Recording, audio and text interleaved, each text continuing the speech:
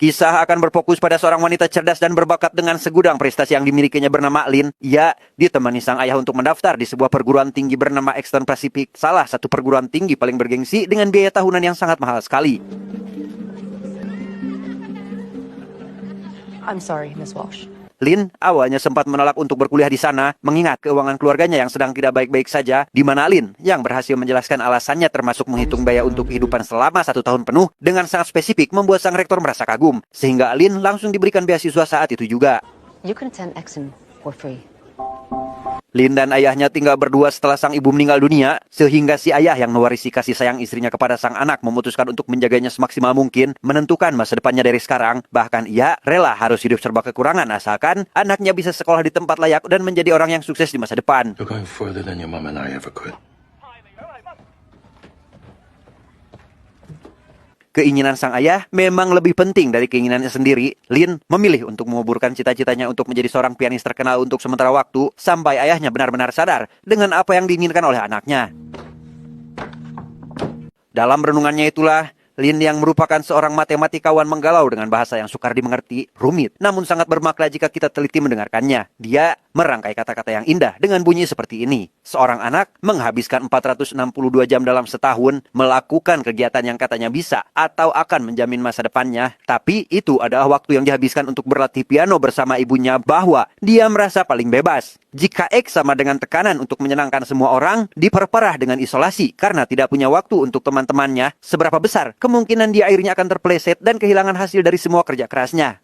Di tahun pertama, tepatnya ketika sedang melakukan pemotretan untuk mengisi buku tahunannya, Lin dihampiri oleh seorang wanita bernama Grace, seorang mahasiswi yang mengaku jika dirinya adalah duta besar Exton yang ditugaskan untuk menjaga Lin layaknya seorang pelajar VIP. Who are you? I am your Exton ambassador. Walsh wanted to make sure that you got the lay of the... Ketika ada yang menghina Lin karena kesederhanaannya, Grace langsung membelanya karena sebagai duta besar, Grace berkewajiban untuk melindunginya dari tindakan apapun. Thanks. Selesai dengan si penghina, Grace membujuk Lin untuk menjadi guru privatnya. Ia harus mendapatkan IPK serendah-rendahnya adalah 3, yang jika kurang, orang tuanya tidak akan mengizinkan dia untuk mengikuti audisi menjadi seorang artis yang dia cita-citakan sejak kecil. I need to keep my GPA above a 3.0 or else I'm not allowed to audition. Dengan alasan sibuk di sekolah untuk belajar dan di rumah membantu ayahnya mengurus binatu, Lin mencoba untuk menolak, di mana rengekan Grace yang tak tertahankan membuat Lin akhirnya menerima hal itu dengan hati yang sangat terpaksa. Don't take that much time at all, I promise. And we'll be hanging out either way, right? Singkat cerita, sampailah mereka berdua di akhir ujian semester pada pelajaran matematika, Lin terus meyakinkan Grace untuk tetap tenang karena soal yang diujiankan ini sudah mereka bahas pada les sebelumnya. Tak mau sahabat dekatnya kesulitan, Lin memutuskan untuk mengambil langkah yang sangat berbahaya. Ia menuliskan setiap jawaban pada sebuah penghapus, disimpan dalam sepatunya, yang kemudian dilemparkan pada Grace ketika pengawas sedang tidak memperhatikan.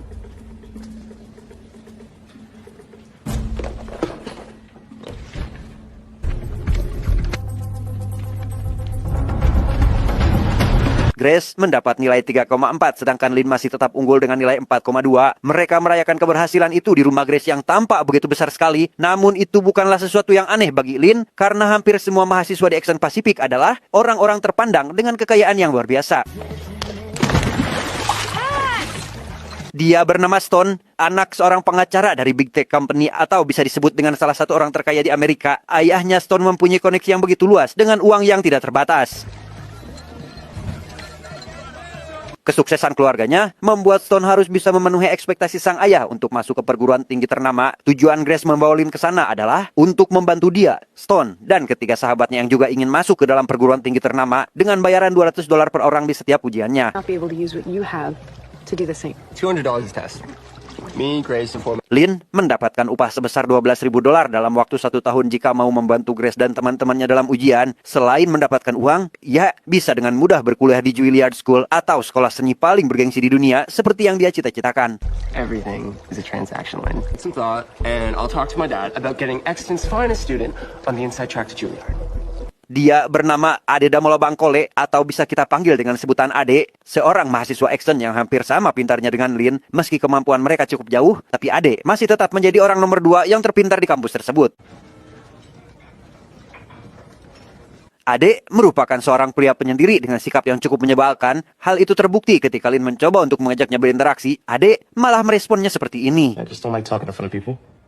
Di rumah, Lin mengajak ayahnya untuk beradu argumen terkait alasan si ayah yang membeli sebuah krim wajah seharga belasan juta di pameran kampus. Untung jika mereka orang kaya bisa beli apa saja yang mereka mau, tapi mereka adalah keluarga miskin, sehingga tidak perlu bagi ayahnya untuk membeli barang-barang tidak berguna dengan harga yang sangat mahal. Money shows them we're committed to your education. Except we have a lot less of it. Dengan sabar dan perlahan si ayah menjelaskan jika sebenarnya dia juga tidak mau membeli krim tersebut, tapi jika dengan membelinya bisa menaikkan harkat derajat keluarga terutama Lin yang saat ini masih berkuliah di sana, ya sebagai orang tua tentu tidak mempermasalahkan perkara uang karena dengan begitu anaknya tidak akan dipandang sebelah mata oleh mahasiswa lain. Kalah berdebat, Lin memutuskan untuk bermain piano sambil mengingat kembali kenangannya bersama almarhumah yang baru saja memainkan beberapa kunci. Lin langsung terpikirkan sebuah ide untuk membantu teman-temannya dalam ujian dengan menggunakan kunci ketukan piano sebagai kode dari jawaban yang mereka butuhkan. Esok harinya, Lin mulai menjelaskan tentang metode yang baru saja dia dapatkan semalam. Mereka berenam tentu menyetujui hal itu karena memang cukup mudah bagi mereka untuk mengerti dengan cepat, serta pengawas yang tak akan bisa mencurigai mereka. Memorize my finger movements. This is A. The ones I skip, you answer yourselves. Rencana mereka berhasil dengan sempurna. Stone mendapatkan mobil baru seperti yang dijanjikan oleh ayahnya, sedangkan Lin mendapatkan uang yang sangat banyak atas pekerjaannya itu. Suatu hari, Lin dan Ade dipanggil oleh si ibu rektor. Ia menyuruh mereka berdua untuk bersaing memperebutkan beasiswa yang diberikan oleh seorang wanita, donatur utama di Exton University. Wanita itu akan mewawancarai mereka sebagai murid paling cerdas dan harus bersaing satu sama lain. You've made a remarkable team. I'm sure you'll only make each other better as competitors. Sepulang sekolah, Ade mendapati beberapa preman sedang bersantai tepat di depan toko ibunya. Ia yang tak ingin tokonya menjadi korban karena kehadiran mereka pun mencoba untuk mengusirnya baik-baik. Namun karena mereka ngeyel dan tak bisa dikasih tahu, Ade langsung berpura-pura menghubungi 911 agar mereka segera pergi. Yes, you could just get here.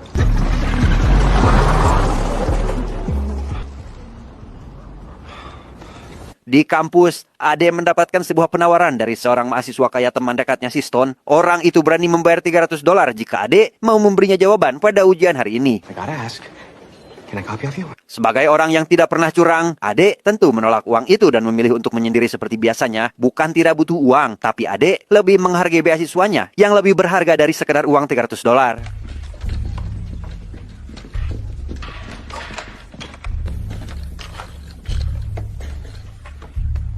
Ketika ujian dimulai dan para siswa sudah mengisi beberapa jawaban, Ade yang tak sengaja melihat tulisan kertas ujian pertama pun menanyakan hal itu kepada pengawas yang rupanya pihak sekolah memang sengaja membagi soal ujian menjadi dua karena mereka mendapati kesamaan jawaban di beberapa ujian sebelumnya. Issued 2 sets for all cumulative exams.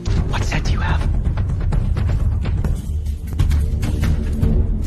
Semua orang yang ada di sana tentu merasa kaget, tak terkecuali Lin yang tingkat kekhawatirannya jauh di atas mereka. Lin yang sudah mendapatkan bayaran di muka, tentu harus bisa mencari solusi di waktu yang kian mepet. Ia langsung menggunakan 200% kapasitas otaknya untuk menyelesaikan 2 kertas ujian di waktu yang bersamaan.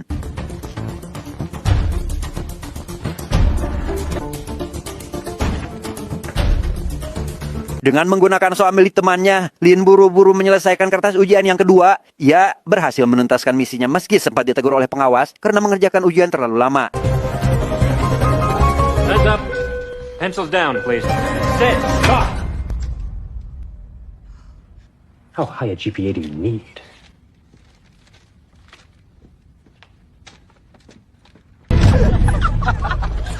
Ketika sedang merayakan keberhasilan mereka pada ujian itu, Lin dan teman-temannya tadi yang berniat untuk menyogok Ade dipanggil oleh si ibu rektor. Ternyata panggilan itu disebabkan oleh Ade yang melaporkan jika dirinya menyadari akan adanya kecurangan dalam ujian tersebut. Did you cheat off Lynn's exam? No! Awalnya si ibu tidak mencurigai Lin sedikit pun, sampai akhirnya si ibu menemukan 2 buah ketretan dengan nama Lin, sehingga ia langsung disidang, sampai ayahnya juga ikut dipanggil untuk mempertanggungjawabkan hal tersebut. Why are the problems from both exams on your scratch paper? Because it was you. Setibanya si ayah di sana, si ibu mulai menjelaskan seluruh kronologis berdasarkan pengakuan Lin. Si ayah meminta maaf pada Bu Rektor dan memohon untuk tidak mengeluarkan anaknya, di mana si ibu akan memberikan kesempatan kedua dengan catatan beasiswanya akan dicabut, serta ia tidak bisa mengikuti program yang dulu pernah si ibu tawarkan. Seketika itu juga, Lin mulai ngacacang dengan keputusan si ibu, berbeda dengan ayahnya yang sangat berterima kasih pada Bu Rektor yang masih memberikannya kesempatan kedua. Si ayah juga meminta maaf atas kelakuan putrinya yang kelewat batas dan tak tahu terima kasih. Guys, on behalf of my daughter, thank you for giving her another chance. Di rumah, Lin masih saja melawan ayahnya. Ia merasa benar dengan membantu teman-temannya, karena dengan begitu, cita-citanya berkuliah di Juilliard akan menjadi kenyataan. I just want the chance to do what I love like my friend. Mendengar hal itu, si ayah langsung memarahinya dengan kata-kata yang sangat menyakitkan, di mana Lin, sebagai anak yang baik pun, tentu hanya bisa mendengarkan setiap perkataan sang ayah yang memang benar adanya. Return the money. I never want to see this again. Setelah kejadian itu, Lin memilih untuk mengubur cita-citanya dalam-dalam. Ia tak sekalipun menghubungi teman-temannya sampai semester terakhir dan hanya bisa melihat mereka lewat sosial media ketika merasa rindu dengan kenangan di masa lalu. Setelah sekian lama tidak berkomunikasi dengan teman-temannya, Lin mendapatkan panggilan dari Grace yang mengundangnya untuk makan malam dengan orang tua Stone, di mana mereka membahas sebuah ujian bernama SAT atau Scholastic Assessment Test. Ayah Stone ingin anaknya lulus di ujian tersebut karena dengan begitu, ia bisa berkuliah di Columbia, tempat dulu ayahnya kuliah. We need him to ace this test. Sedikit penjelasan tentang SAT itu apa. SAT atau akan kita sebut SAT adalah sebuah tes standarisasi jika orang ingin berkuliah di luar negeri. SAT sendiri dibangun, diciptakan dan dibuat oleh organisasi nirlaba bertempat di Amerika Serikat yang telah diakui dunia, sehingga setiap orang yang ingin berkuliah di luar negeri wajib mengikuti SAT dan lulus dengan nilai yang cukup. Bukan mengincar sebuah pencapaian ataupun cita-cita, si ayah hanya ingin menuntaskan gengsinya sebagai orang terhormat dan tidak menjadi bahan candaan karena anaknya tidak sepintar dan secerdas dirinya dulu. Di mana Lin yang masih mendengarkan ayahnya menolak apa yang ditawarkan oleh keluarga Stone, ia hanya akan berfokus pada ujian kelulusannya. I just need to get him into Columbia.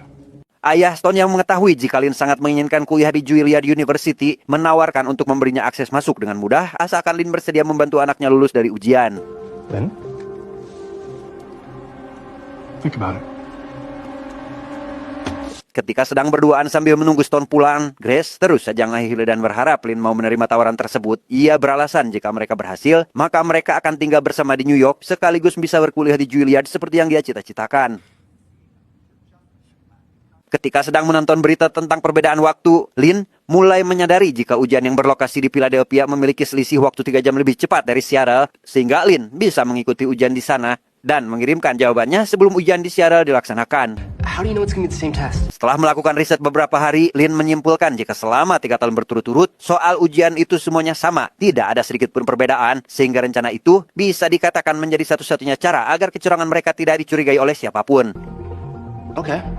Sebagai jaminan, Lin meminta Grace dan Stone untuk menyediakan uang sebanyak $180,000 untuk biaya kuliahnya di Juilliard dan $70,000 untuk membantu ayahnya membayar hutang. So how do you get the answers out of the test? Lin sendiri akan menghafal semua ujian itu dan langsung mengirimkannya ke Seattle, di mana Lin hanya bisa menghafal setengah jawaban dari 150 soal, sementara untuk yang setengahnya lagi, ia akan meminta bantuan adik, berharap ia bisa membantunya.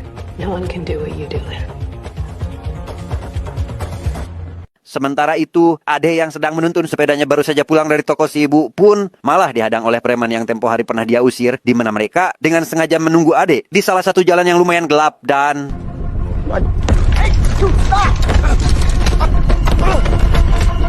Bukan hanya berakhir di tempat sampah, ia juga kehilangan sepedanya yang entah mereka buang kemana, sehingga Ade harus pulang ke rumah dengan berjalan kaki.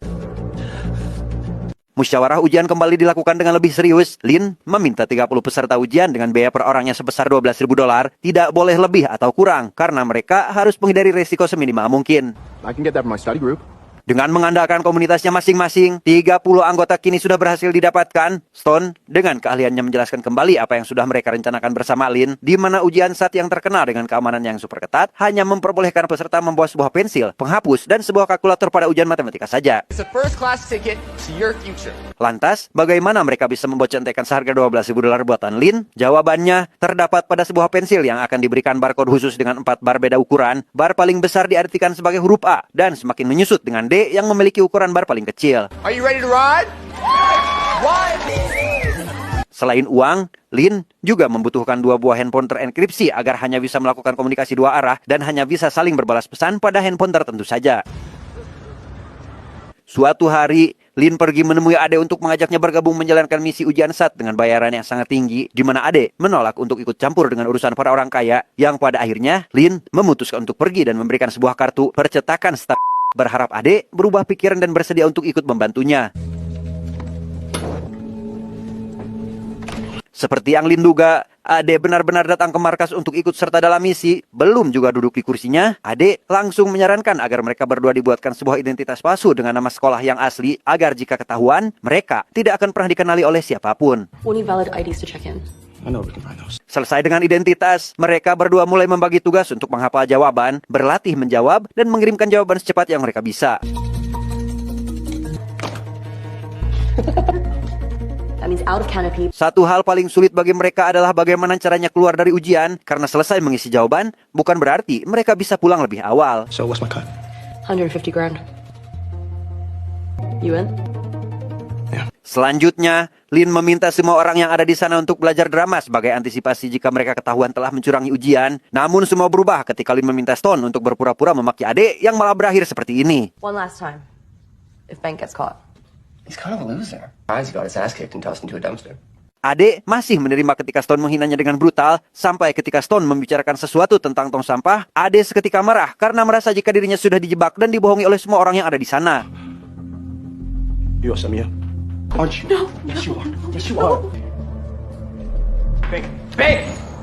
Dengan kepergian Ade, Lin yang merasa jika teman-temannya sudah bertindak terlalu jauh pun ikut menyusul kepergiannya. Ia meminta Grace untuk mengembalikan semua uang yang sudah mereka dapatkan, karena rencana ini sudah gagal total sejak Stone bertindak bodoh pada rekannya sendiri. Return the money, Grace.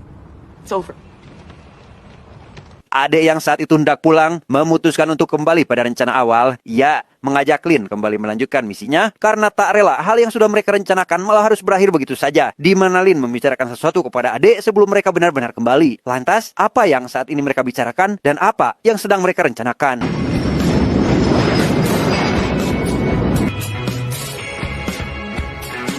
Singkat cerita, sesampainya di Philadelphia, Ade bertanya pada Lin tentang alasan kenapa dia mau melakukan pekerjaan ini, di mana sebuah foto yang Lin berikan membuat Ade mengerti tentang tujuan dari perjalanan mereka. Lin bercerita jika dirinya diajarkan bermain piano oleh almarhumah ibunya. Si ibu sangat bercita-cita untuk menjadi seorang musisi, yang karena keterbatasan biaya, si ibu lebih memilih untuk menguburkan cita-citanya dan menjadi ibu rumah tangga biasa, bekerja di sebuah pabrik supaya bisa menabung demi masa depan anaknya. Ketika sedang bercerita itulah, Stone menanyakan kabar Lin dan Ade tentang kesiapan ujian mereka besok, di mana Lin memberikan sebuah kabar buruk terkait lokasi ujian yang tiba-tiba saja pindah ke tempat yang pengamanannya lebih ketat. Get some sleep. Tomorrow's a big day. Esok harinya, panitia ujian tiba-tiba saja merubah aturan main terkait tata cara pelaksanaan ujian kali ini. Para peserta akan dipisah menjadi 2 kelompok dan ditempatkan di ruang berbeda. Hal itu bukan tanpa alasan, melainkan terdeteksinya sebuah kejanggalan para pendaftar yang ditakutkan akan melakukan kecurangan.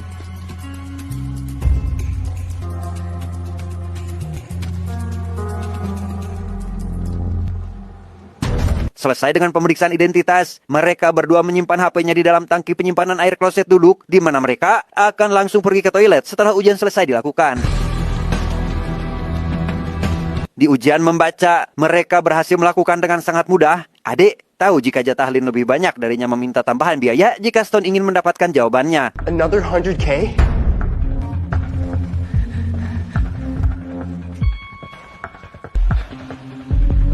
Dari kejadian itu, Lin mulai meragukan loyalitas Ade. Dia berpikir untuk mencoba melakukan semuanya sendiri sebagai bentuk antisipasi jika Ade kembali berulah yang bisa menyebabkan mereka ketahuan oleh panitia. Time's up. Pencils down. You have a 10-minute break. Ketika ujian kedua selesai, mereka mendapat masalah dengan Lin yang harus mengantri di kamar mandi, sedangkan Ade harus tertangkap oleh panitia karena bertindak terlalu ceroboh saat sedang dilakukan penggeledahan kamar mandi. Young man, will you please step out? If you don't open this door right now! Lin terkena serangan panik ketika melihat Ade tertangkap tangan oleh panitia. Ia yang juga belum sempat menyimpan HP-nya langsung gercep menyimpan HP tersebut pada sebuah dispenser. Pada ujian matematika, Lin dengan segudang kepanikannya mencoba untuk menghafal lebih dari 50 kunci jawaban. Ia hampir saja kehilangan kesadaran karena harus memaksa otaknya ke titik paling maksimal. Sampai akhirnya, Lin teringat dengan metode bermain piano yang membuatnya berhasil menghafal semua jawaban dengan sangat sempurna.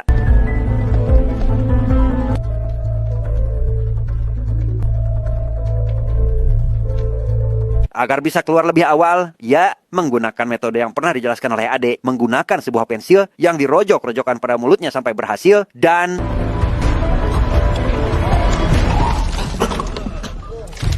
Are you alright? I need to go home, please. setelah keluar dari tempat ujian, Lin segera mengambil kembali HP-nya. Ia segera melarikan diri bersama Ade dengan jalur pelarian yang terpisah. Dalam pelarian itu, Lin dengan waktu yang tersisa malah tersandung ketika sedang melewati lampu merah. Ia tidak memperhatikan laju kendaraan karena terlalu fokus pada kunci jawaban yang belum sempat dikirimkan. Sampai ketegangan itu berhasil dinetralisir oleh Ade yang langsung membawanya ke pinggir jalan. We need answers.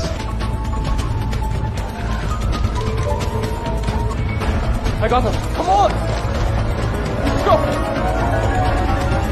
Pasca selesainya pesta kemenangan, Grace bercerita kepada Lin tentang mereka yang akan liburan selama 1 tahun penuh di Kolombia. Liburan itu tentu akan menjadi penghambat baginya untuk pergi ke New York dan berkuliah di Juilliard University. Mereka menganggap remeh apa yang dilakukan Lin di ujian saat kemarin dan beranggapan jika tahun depan ia bisa kembali melakukan ujian dengan anggota yang lebih banyak. You did it for yourself. Same as us. Mendengar hal itu, Lin segera pergi meninggalkan mereka dan disusul oleh Ade yang sama-sama kecewa karena dianggap layaknya barang sekali pakai. People are just a means to an end. And once we outlive our usefulness, it's better we just disappear.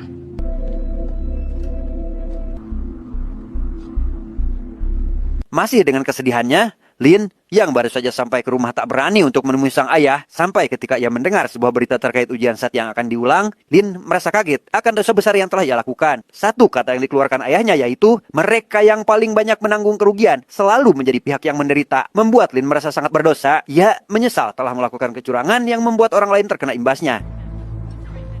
Esok harinya, Lin pergi menemui Ade untuk mengajaknya mengaku telah berbuat curang. Ia berharap jika mereka berdua melakukan itu, maka pihak penyelenggara tidak perlu lagi mengadakan ujian kedua. Lin, you can't. Bank, I have to. No, you don't understand. I get why you're Look, I'm undocumented.